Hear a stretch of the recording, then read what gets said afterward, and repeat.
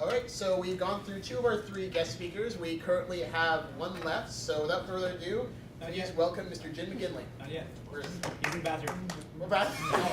Do another draw. Sure, actually. Need more, dude. Look. Why not? Want another draw? Let's do another draw. Alright, can you get another draw ball? And the winner is 526258. Yes. Okay, we have a winner. Hey! Because we're going to end up doing another one after. Yeah.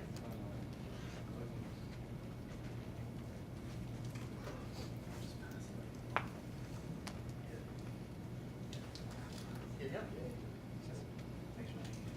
And so here's also there's either Rock of Ages, and is there another one on the list, or We're gonna go with. or Portal 20, Portal 2, or And now we've added Gary's Mod.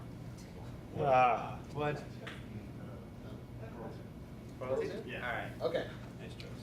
You have to go through this. All right. So without further ado, again, please welcome Jim McGinley. I have no slides, apologies. What I need to know is what I should be talking about. Everyone here is still in school? Well, who here isn't? Okay, I'm assuming then graduated. All right, well, so most people are still in school. How many people here are looking at making a career out of making games? I'm assuming that would be everybody. More or less, okay. How many people here would consider themselves familiar with the Toronto game making community already? Just one. That is terrible. We're doing a terrible job. All right. Well, I'll start with that. That's basically one of the topics we advertised. It's been left to me. So just to go through a few things. Why do you care about the Toronto game making community? There's only one reason you care. There's only one. Anyone? Who cares? Because it started as a community and want to build a strong community. That doesn't help you. Okay. Networking. Networking doesn't help you. Fabulous riches. Doesn't help. All right. The only reason is for motivation. That is the only reason that it's there. So if you can make a game and not belong to a community, there are people that can do that, and they do exist. The Rogue Legacy guys, you know the game. They've done very well. I've never seen them. They're here in Toronto, Solid Door Games, building these things. Really? But for most people, you'll find that basically just being with people making games helps keep you on track. I just missed your networking point, but basically you meet people, and doing a game by yourself, that's incredibly hard. Also, you end up doing multiple jobs, and you end up being crap at all of them. So basically, ideally, you'll meet a few people. Are you familiar with Get Set Games in Toronto? Yes. Snake and Jump? Yes. Yep. All right. Basically, they were a team before that they had actually met at a previous job, but they had come to T.O.Jam and basically just decided to see if they could make a game together. It turns out they could, and they decided, well, hey, we're going to try, to make games. So again, the big reason for the community, the reason it's so important is just to motivate you. So be it Dames making games, be it T.O.Jam, it doesn't really matter. It's just if you're finding that you're going home on the weekends and you're not building games, well, then you're never going to have a career in games. So basically, you want to figure out, well, what's stopping me? And if it's just basically meeting people helps you, finding like-minded people helps you, that's what these organizations excel at. That's at least what I've gotten from it. How about you, Ryan? Would you say that? Accurate? I agree, Jimmy. Cecily, accurate, more or less? Yes, accurate. All right, there we go. So basically, some things you should be aware of then is the Toronto Game Jam. That's coming up at the end of April. No fixed date just yet. That's 450 people gathered to make games for 3 days. How we have many? Some people, How many? 450. Holy crap. We have some people here. Ian's been out. How many other people here have been to Game Jam? It's pretty good. It sounds like it wouldn't be helpful, but it's just more like having that focus for 3 days, an excuse to tell all your friends, well, I just have to sit here and build games because everyone around me is building games. It actually is very, very motivating. And while the game you make may not be good or bad, you'll begin to realize just how much you can get done. And that's the game jams that are on offer, be it Toronto Game Jam, Dames Making Games. That's really what they show you is like, I can actually get something done. Some people don't need that, but again, I need that. I'm always amazed. Who here is familiar with Gamer Camp? Tell me. Okay. Gamer Camp is interesting. It's like Toronto's version of PAX, for lack of a better word, or Toronto's Indiecade. It's not quite PAX, it's not quite Indiecade, but it's meant more for the public. Like, so game development aside, you're like, well, I'm making all these games, who's playing them? So Gamer Camp's trying to attract an audience of both developers and the public to come out and play games. It's really kind of an intimate event, and it's very interesting. That's about October. I would definitely keep an eye on that. IGDA Toronto. Woo! All right. IGDA Toronto is a group that meets monthly, or every 2 months these days. It's a little bit more, tries to be a little more business focused. In other words, are you interested in like the financial aspects? Are you interested in game production? Like the little more serious topics. Again, it's Ryan. I'll stop you there, Jimmy. Yeah. We do some business stuff, and why Jimmy's pointing it out is because not a lot of the other groups do have that focus, but the focus of the IGDA is in professional development of game developers, right? So we had the guy from Polygon in, and he talked about that side. If you've ever been Polygon.com. Polygon.com? Anyway, the 3D site where all the 3D nerds go. We have talks on how to get funding. We have talks on production. We have talks on very few talks on programming. But it's more professional development. Yeah, it's less about like all of these events are about you're going to meet great people and maybe like go for drinks afterwards. That's almost common across the board. But I'd say what makes IGA different is like the topics themselves tend to be like, hey, if you're serious about making games, we have some great information for you.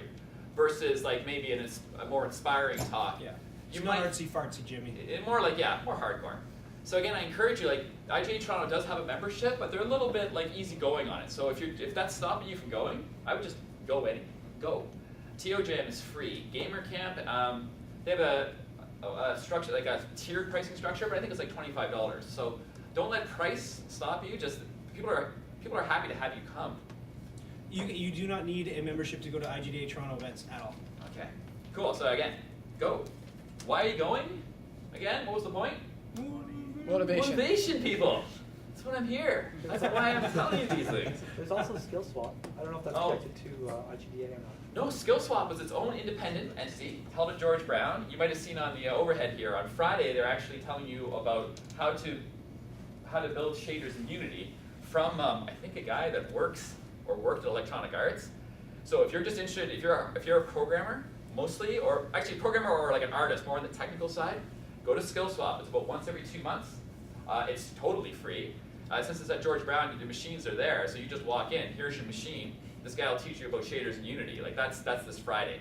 They had another person that was teaching you about Unity from the ground up. It's an amazing resource that I tend to overlook, but definitely look into Skill Swap. Also, Hand-Eye Society. This is a bit more of an umbrella organization. So what they do is every couple of months they tend to have, or are used to more like a social, where you would just go out, hear some speakers, and then have drinks in like in a bar in town. What Hand-Eye Society is kind of excelling at more is their website, because their website tends to be like if there's something going on in games, they'll post it there. Like there was a Super Street Fighter, which was basically these people built a version of Street Fighter where I would do this, and torches would come up to do my little fireball move. And the problem is, how would you know that would exist? Hand-Eye Society. They had some people doing Halo as a ballet. And they were doing this on a Friday night. And like the Hand-Eye Society is the only reason I knew these things existed. So if you're looking for just sort of like game culture stuff, that's what the Hand-Eye Society is about, trying to promote it. They've also got their own arcade cabinets. That was from a couple of years ago, but like 5 arcade cabinets are floating around there with indie games from Toronto. It's a really amazing, I call it an umbrella organization because they tend to basically support a variety of events and just make sure people know what's going on. So again, Hand-Eye Society for their website, just go to it, it's amazing. Who else am I leaving out locally that'd be important? Torontaru. Oh, Torontaru. Every first Wednesday of every month? Tonight. Tonight. Basically, there's a monthly meetup where people literally, Toronto just bypasses all the presentations, says just come up for drinks. Come up for drinks. There's it's organized by MC, I want to say MC Bedard, who basically is a producer on Fez and also a producer on Rogue Legacy. So she organized along with Chris Petrowski from Cappy. They just put it together because in Tokyo, there's this event where people come and drink. And that's the event. They do it every month. So they've taken that and brought it here. So again, if you're just working on your stuff by yourself, I just recommend going out.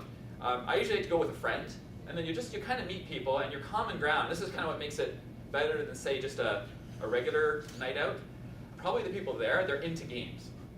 So at the very least, just ask them, like, oh, hey, are you working on something, or what games do you like? So it's kind of, it's just makes it so much easier to kind of meet people and to even find out people are, interested in stuff.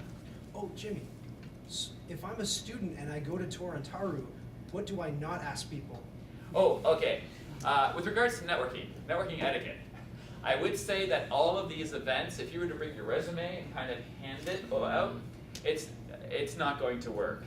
Meaning that people might take your resume, like let's say they're from Drinkbox locally or Get Set or Ubisoft and they're there. It's just not the proper place. So your best hope is basically just to, again, meet people, and then maybe, maybe something will come up in conversation, but I would not treat it like a resume, not that kind of networking. I should have clarified about that kind of network. I meant like networking as in like meeting people. Your networking is awesome. I'm kind of going on about the other aspect of networking, which is, again, it sounds like it'd be a good idea. I mean, you would go, maybe have your game to display, right, on your iPad and, a pitch. But again, none of these, I don't think we actually have an event like that. Games with friends. I was going to say, IGDA Toronto actually has occasionally more focused events to actually connect people. Games Making Friends is like that? Games with friends, yeah. Every other Monday is people go, and not only is it board games, but people set up their laptops on the ledge and you can go play. That's cool. There's also Randy runs. You know about Randy's playtest parties? No. Oh, so Randy, the skill swap guy, every once in a while runs playtesting parties. There's just at somebody's house, and you go there and you eat cookies and play other people's games and get feedback. And I would say that any of these events you go to, if you just go to one, you'll meet people who would know about all these events. So if you're kind of like, oh, how am I supposed to keep track of it all? Again, Anti-Society website is my #1 place. But any of these events, you'll meet people and they'll just kind of fill you in. So I just recommend, linking in. So there's other Toronto stuff, because the great thing is the community has grown so large and diverse. If you don't like one of the communities, you'll probably find one you like. So don't get discouraged. Like, they're no longer sort of all the same. They all have different goals, kind of united by the fact that everyone likes games, but it's great. There's just sort of like diverse sort of agendas, diverse plans.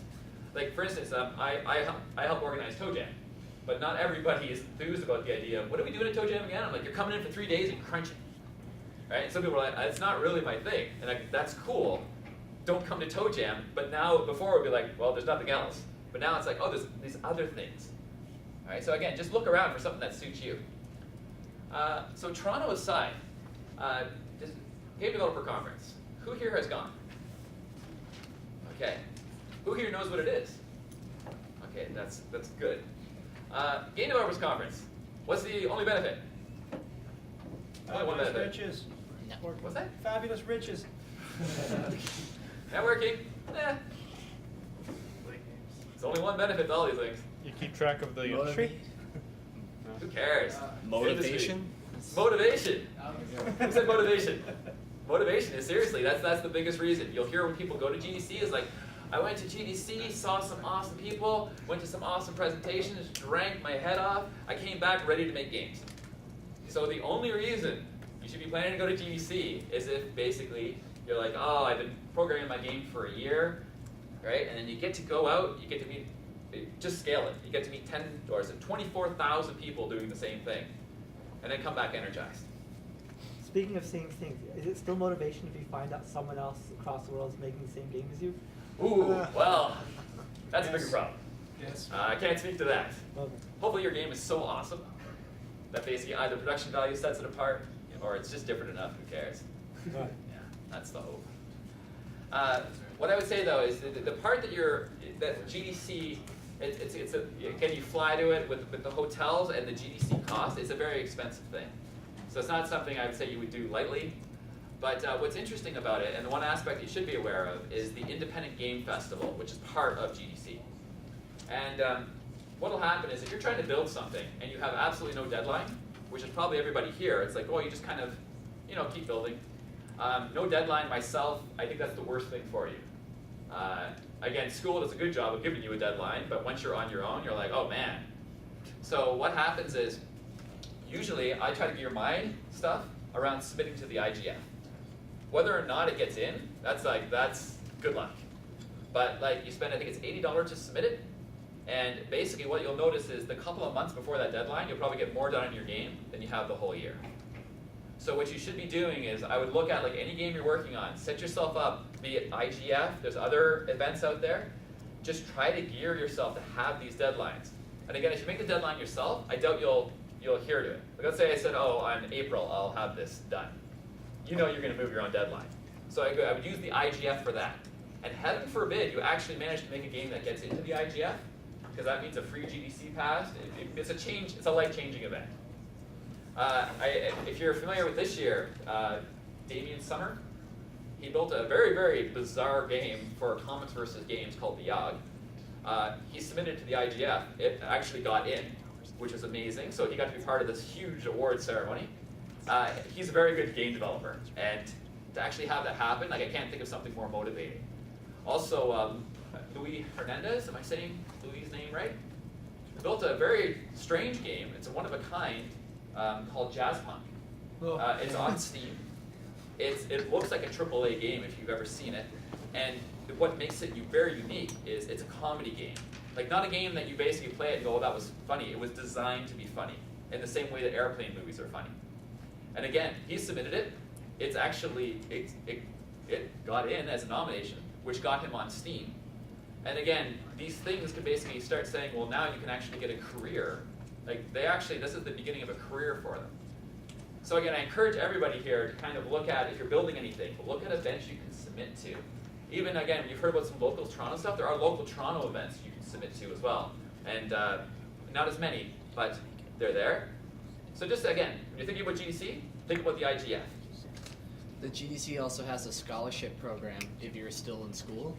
I'm not sure how exactly it works, but my teachers constantly tell me to go for it. And if you win, it's usually maybe around 10 people that win it, and it's a free trip to GDC. And they say once you do that, once you get there, you're almost, certified to meet people and probably get a job in the industry. So I know one of the guys who won the IGA scholarship in Montreal, and I met him while I was at GDC. And he's like, oh, I'm like, hey, do you want to hang out? We can go, I think I was going to ride the streetcar, the cable car. I love the cable car. And he's like, no, I have to go to Double Fine. And I'm like, what are you talking about? He goes, oh, well, part of my mentor, the IGA scholarship gave you a mentor, he worked at Double Fine. So he was forced to go to Double Fine to kind of like hang out all day. And I'm like, that's a pretty amazing, Poor guy. The only problem with the scholarship program, it's again the IGDA scholarship program, it's part of the, what they do, is that it's so competitive. Like there's I think 13 people chosen from North America. Yeah. Yeah, it's tough. All right, so that kind of is just talking about sort of things you should be aware of. Sorry, with regards to the Independent Game Festival, there's actually Level Up Showcase coming up by the University of Toronto. That's a cool showcase. That's amazing. Yeah, and it's kind of like, if you're a student in Toronto, it's the mini Independent Game Festival. Can you still submit to that? No. But for anyone who has a game that will be ready in a year, maybe look into it and maybe... Yeah. And we'll be there this year too, right? Sorry? So we'll be there this year. No, yeah, like look into it, going to it like in the next few weeks maybe. I think the overall theme here is if you're working on a game by yourself, again, you want to meet people, but you also want to show off the game. So you've heard about Level Up Showcase, that's a possibility, IGF. There's another smaller, but more indie event, like more artistic, called Indicate. Indicate is absolutely worth submitting to. And again, if you have a game that's very out there, that's better. Like that is the place for it. And they're calling themselves like the Sundance of, the Sundance of film festivals? Sorry, the Sundance of game festivals, it would be Indicate. So again, what I find is just kind of like doing these things will just help you make your game. That's why you're doing it. It just helps you keep going. During the, you saw Cecily's chart. Ryan and I were joking where you kind of get to the few stage. I would call that year one. Because once you get past multi-years, it's not just few, it's just like game just keeps going and going and going. Ryan was saying you get numb to it. It's not that you hate or love your game, you just want it done. You just have this task list and you just like get it done. So again, how do you handle that? One of the strategies is meet people, talk to people. You'll see that Fez had a famous 6-year development cycle where they submitted to IGF after a year or two. And that gave them motivation and money so they could resubmit it to IGF again and re-win, which was awful. But the fact is they were using it just to keep going. So if you want an example of how motivation helps, I don't think Fez would be here if it weren't for the IGF. Alexander Bruce's story as well? What is Alexander Bruce's story? So Alexander Bruce's story, very quickly, of Anti-Chamber, he basically wanted to be in the big Unreal competition, but he picked a smaller contest, and that was his deadline. And he made the deadline, he got into the contest, and he won, and it got him a little bit of money. He picked another contest deadline, and he repeated that about 10 times. And he won 10 contests, flew all around the world, and just shored up all this cash. Again, like Fez, 5-year development cycle, until he finally won the Unreal competition, and then he just, I don't know, cleaned up at IGF, and he rules the world. He's a millionaire now, and that's how he managed it. And he worked alone. He was a little guy on a farm in Australia. I would say the interesting thing, sort of, especially today, is that you'll hear the idea about like ideas are worthless, and it's all about the execution. And just 10 years ago, I would say that's 100% true. But I'm finding more and more, and you're seeing this with the tools and some of the things that have been discussed, that really, if you've got some interesting ideas, the tools are becoming like, they're serving the ideas now. So basically, you can probably like use, like I've seen some stuff in Game Salad and Game Maker, where you're like, these are amazing things. So the code or the art is no longer as big an obstacle. So if you've got an idea that might just take like a couple of months to do, if it's that good or that different, you might actually have a chance of standing out. So what I'm seeing is, my problem, by comparison, I have sort of the standard white guy background, meaning I like comics, I like The Matrix, I like Lord of the Rings, I like everything that's already been done to death. And of course, a lot of the game developers have that kind of same kind of background. But let's say you're coming at it from a completely different angle.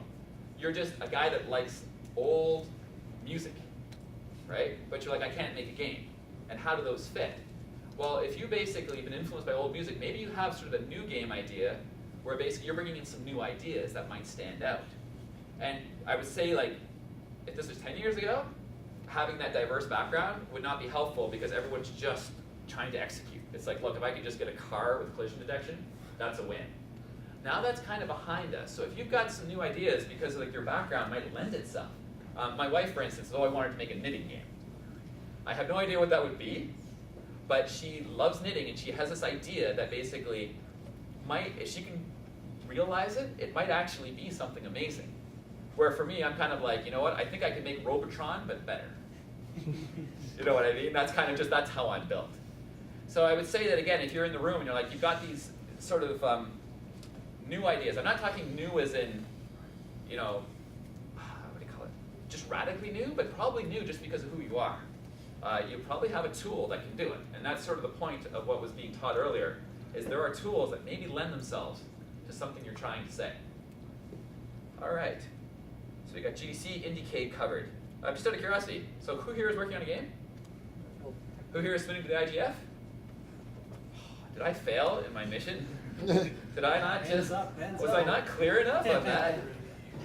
See, I failed. That was my whole point of my presentation. Lost everyone at $80, Jimmy. Oh, see, if you, now the thing is, if you think the $80 is a problem, I would say the $80, the 2 months of development before you spend that $80 will pay for itself. It's not about winning the IGF. It's that those 2 months before that deadline, you and your team, because you can't move that deadline. You'll get so much done, it's worth the 80. Totally worth it.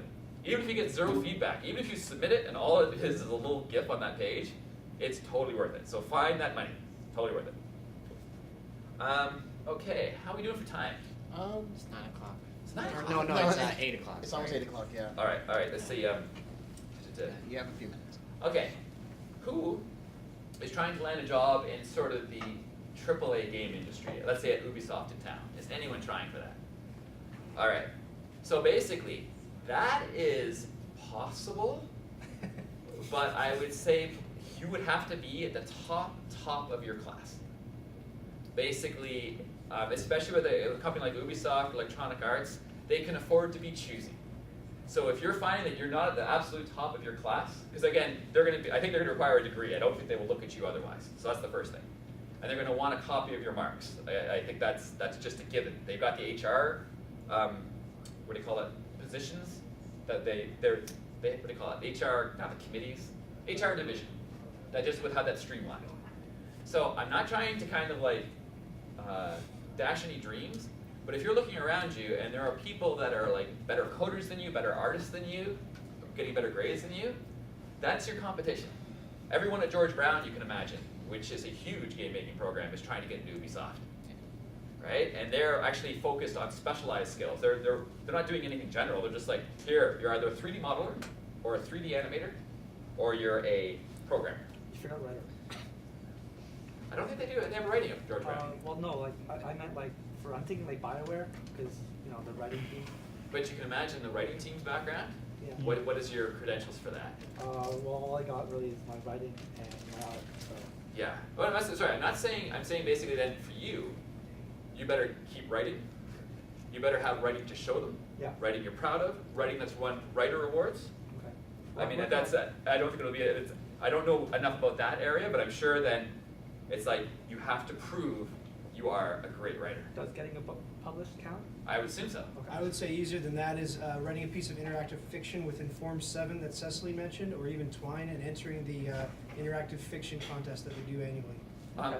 Just not to answer your question, just I would think though that also you don't want to be talking to someone like me because I'm more of a programmer. Fair. There's got to be people out there who are willing, to say, look, oh, you want to be a writer in games? Here's what I'd be looking for. That has, I imagine that has to be very well laid out. IGDA Writers Special Interest Group, Writers SIG. Okay. There you go. I'm in George Brown's game development program. Okay. So yeah, that is right. There is specialty courses. So after the first year, where you learn pretty much everything, even some coding and just Flash action script.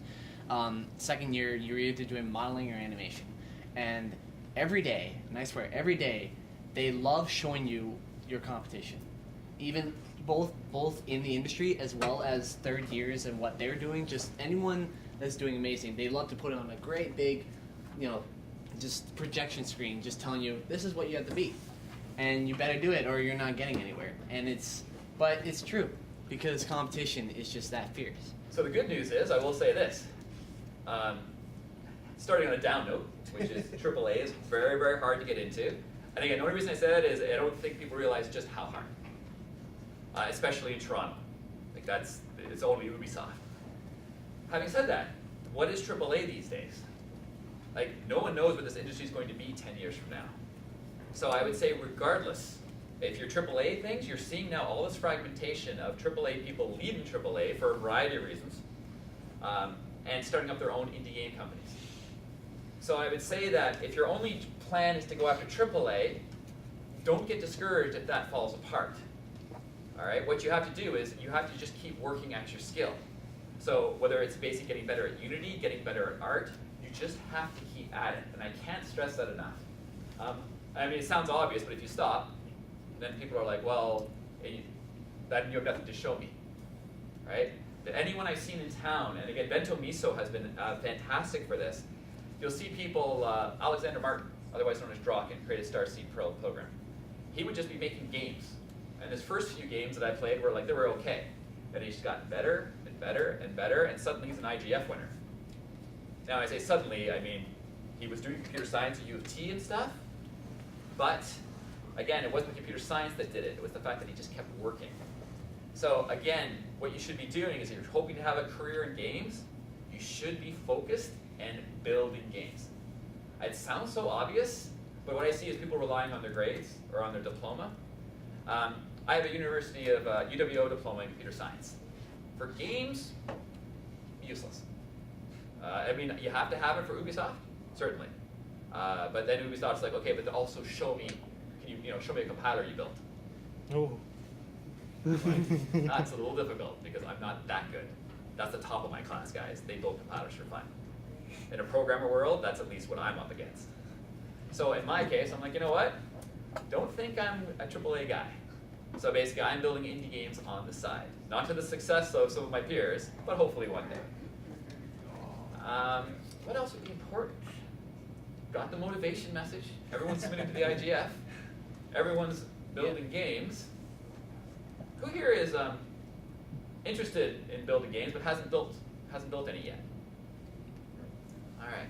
So what you have to do is figure out whether it's writing, art, or code, and just build stuff. Okay, and again, tools are no, but this before, you can argue that you didn't have the tools. I would argue the tools are now,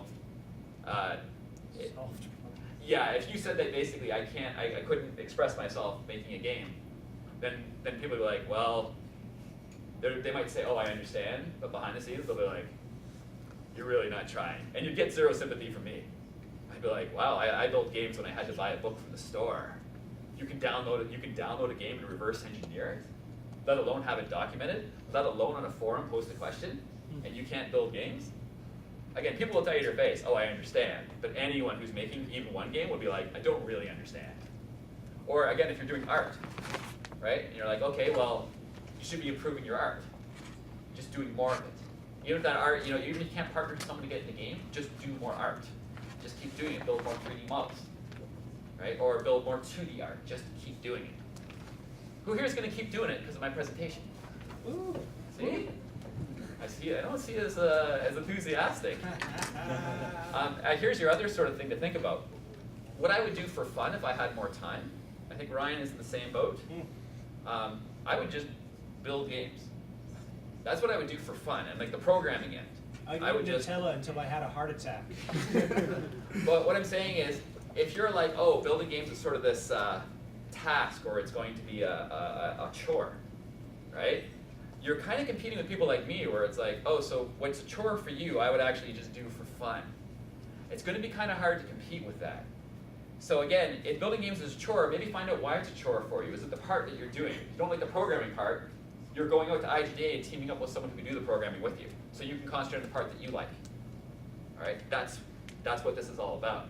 So again, if building games is a chore, then guess what? Get out of it, or find the part that you like and team up with someone. Because again, otherwise you're competing with me and Ryan, and I can say that we are modest success stories, still trying to be big, despite the fact that we would just build games for fun. And I've got the computer science degree. So do you kind of understand what you're up against? So if you're like, well, you know what, I don't think I'm struggling to basically get Game Maker, so I'm going to stop because of it's just too much of a struggle. Then I'm like, okay, maybe then someone else should do the Game Maker part that you're struggling with, and then you basically, maybe you're kind of more of a manager capacity. You find out that you're very good at organizing people, so you're just bringing the people together. That's a very real thing. I've seen people do that. It's amazing. All right. I think those are the main points. I don't think I really have anything else that's not lesser. After this, it's all just lesser points. We're almost out of time. Yeah, okay. So I think that's good enough. Yeah. You're all making games now, motivated. It's part of the speech, motivation. Top it off. All right, thank you very much.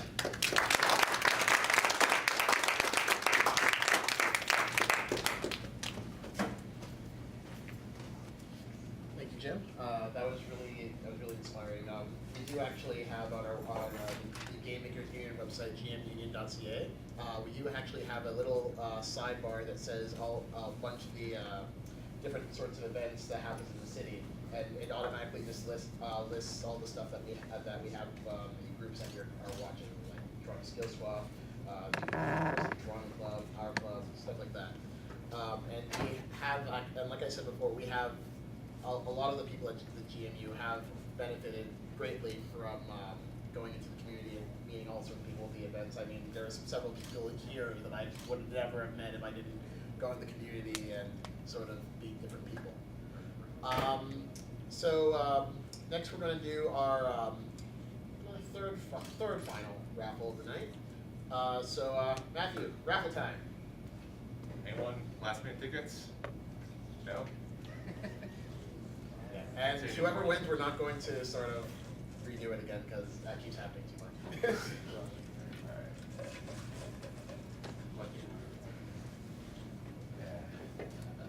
Drum roll, please.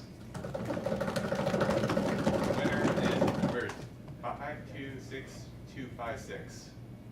526 256. Did I win twice, or is that not cool? No. You said whoever wins wins. Whoever wins You wins. said double winner. It's extra lucky. Jimmy is reminded of the time I won all the things at the T.O.Jam arcade. Raffles are. Yeah, just, well, actually, here, let's give you. And, you can talk to Ian about getting, getting Gary's mod? What's,